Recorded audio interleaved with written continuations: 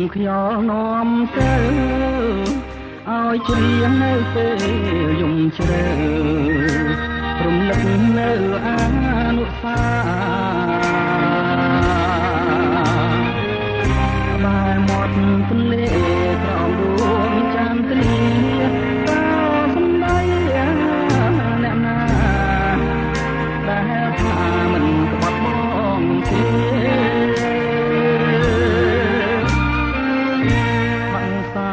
ព្រឹកសូមជួយច្រៀងផងពេលញ៉ាំទុំលើបងត្រង់ចងក្បែរបងអួចមាសនា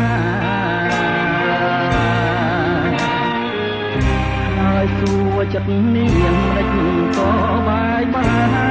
ភ្លេចអស់ចូលមករៀងស្មាដែលខែដួងចិត្តរាល់ថ្ងៃរឿងមួយចំរៀងអស់នៃទីរស់ធ្វើឲ្យចិត្តណាលែងស្មងបានជាអូនបងដៃបាបណាយើងអស់នៅមានវិស័យសូមទុំដោជាក្តីស្រមៃរឿងដើមអស់នៃនឹកទៀតចម្រៀងថ្ងៃនេះធ្វើឲ្យចំបាយរស់នៅក្នុងភ្លើងគ្មានផ្សែងអ្នកឯងក្នុងទ្រូងចង់អៀត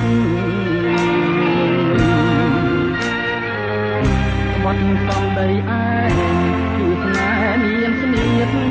ក្បត់រាប់រយដងទៀតក៏ស្នៀតនៅតែដដែល